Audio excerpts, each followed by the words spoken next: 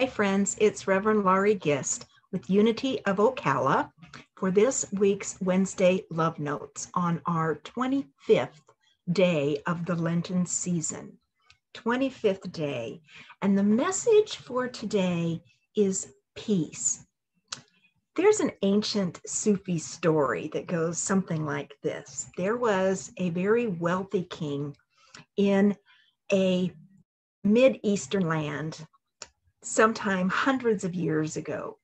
And even though he was very wealthy and had everything he could possibly want, he was provoked very easily to sadness and despondency, or great joy and happiness. It was like a pendulum, and the slightest thing could trigger either of these emotions. And it was literally driving him crazy.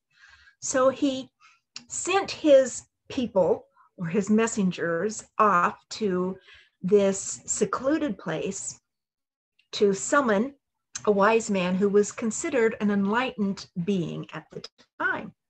And the man came to visit the king to see what he could do for him. The king said, "I will pay anything at whatever price to get rid of this quick temper and this response to things and this tendency to fly into rages and to get so upset with the slightest of things. Can you help me?" The wise man left and said, "I will be back." And a few weeks later, the wise man came back to the king, and he had a little box, very ornate, gold trimmed, velvet inside. He gave it to the king. And the king opened it, and there was a ring. And he said, "But what do I owe you for this treasure?" And the wise man said, "All of your riches could not purchase this contents." And the wise man said, "Well, then what?" And he says, "I'm giving it to you. Simply follow the directions." And he left.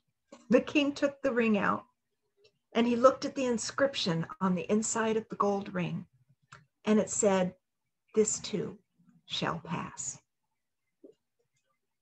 That simple. This too shall pass. And the Sufi promised him, you will attain the utmost inner peace when you know this truth. This too shall pass. And sometimes we learn this came to pass. This came to pass right through us. The quicker we get that spiritual truth, the quicker we realize that there is a divine direction for our life. There is divine guidance. And those moments that seem to cause us the most unpeaceful experience can end up being the best thing for us if we realize this too shall pass. That's the beautiful thing about life on planet Earth. Change is inevitable. It happens. That's the only thing we know is going to happen. And if we approach it with that simple tone and knowledge, this too shall pass. This is the 25th day of Lent, and according to Keep a True Lent, this is the day of peace. Read Matthew chapter 5, verse 14 through 40. Charles talks about peace and understanding in the spiritual realm and how Jesus went back to the very source of all discord. Jesus went back to the very source of all discord, as do all enlightened masters. They go back to the very source of discord, which is the ego. Where there is discord, where there is worry and fear, there is the ego. The ego doesn't know this too shall pass.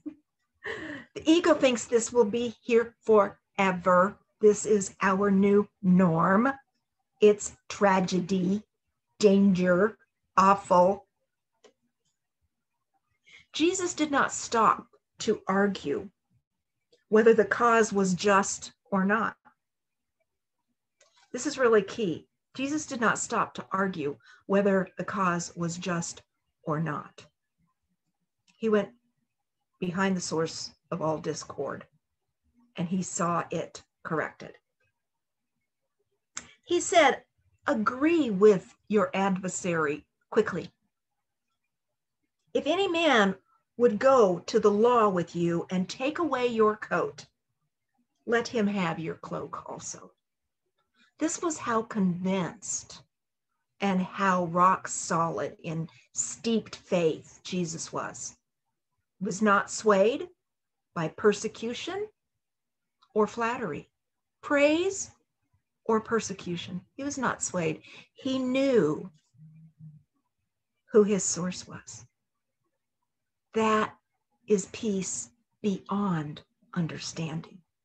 That no matter what is happening in the material, egoic world, all is well. At the core of who we are, all is well. This is such a timely message for right now as we begin to reinvent our path forward, our new normal, new ways of doing life. It is so important to remember this place of center. This too shall pass. This too shall pass. It has to, because